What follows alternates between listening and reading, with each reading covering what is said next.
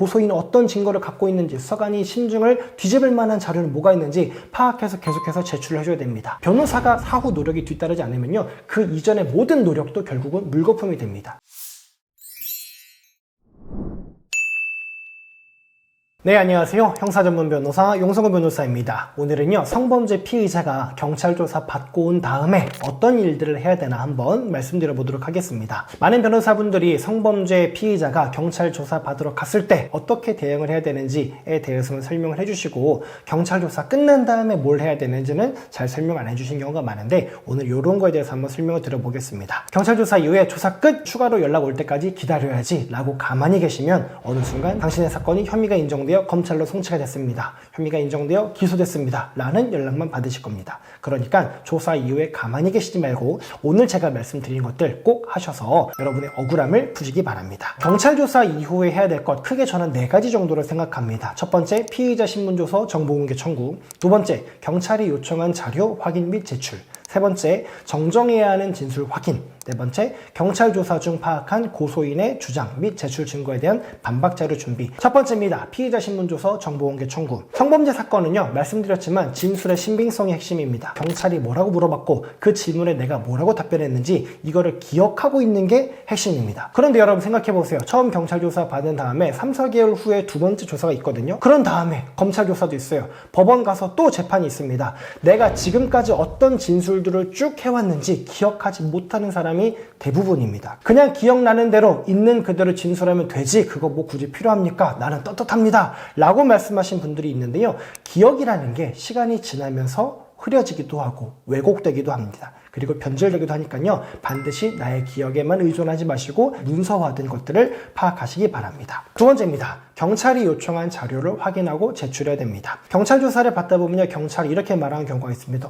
그래요? 그러면은 지금 말씀하신 거 입증하실 만한 자료 있으면 확인해서 제출하세요. 그 말은 뭐냐? 요거 내가 제출하면 경찰관이 나한테 유리하게 사건을 봐주겠다라는 의미입니다. 그런데 경찰 조사 받으면서 피의자가 싫어요, 저 건 안 낼 건데요 라고 하는 경우는 당연히 없겠죠. 예, 알겠습니다, 제출하겠습니다 라고 말합니다. 그런 다음에도 경찰 조사가 2-3시간 계속 이어지죠. 끝낸 다음에 경찰관이 제출해 주셔야 되는 자료 목록입니다 하고 정리해서 교부 절대 안 합니다. 내가 기억해서 자료를 제출해야 된다는 것입니다. 내가 알겠다라고 대답한 다음에 경찰 조사 끝나고 나서 기억하지 못해서 제출하지 않았다, 혹은 경찰이 요청한 자료가 한 5개 정도 되는데 내가 기억하는 거 3개 정도밖에 없어서 3개만 제출하고 2개는 제출하지 않았다. 그러면 경찰은 뭐라고 판단하냐면요, 피의자는 뭐라고 주장만 할 뿐 이를 입증할 자료를 제출할 것을 요청받았음에도 불구하고 자료를 제출하지 못했다. 즉 피해자가 본인의 주장을 사실이라고 입증할 만한 증거를 제출하지 못했으므로 진술의 신빙성이 없다. 고로 기소 의견으로 검찰에 송치,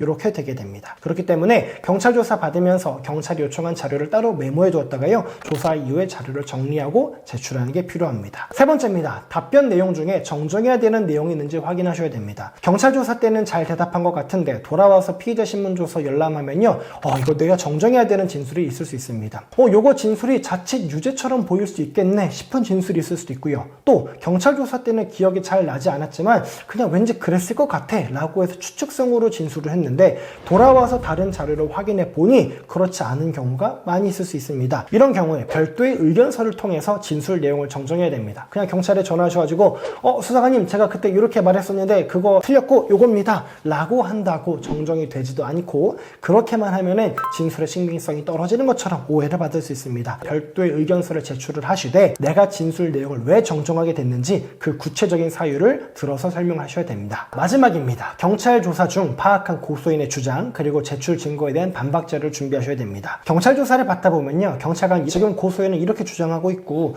이런 자료를 제출했습니다 라는 얘기를 하고 있는데, 그러면 내가 경찰 조사를 받으면서 지금 고소인의 주장과 고소인이 제출한 자료가 뭔지 파악이 가능하잖아요. 그러면은 그거를 반박할 수 있는 주장과 자료를 제출을 해야 된다라는 겁니다. 경찰이 애초에 그런 얘기를 꺼낸다라는 건요, 고소인의 주장과 고소인이 제출한 증거가 믿을만하다라는 거예요. 그러니까 조사 이후에 그 주장이 틀렸다, 내 주장이 맞다라는 걸 입증할 수 있는 증거와 반박 자료들을 충분히 준비하셔서 제출을 하셔야 됩니다.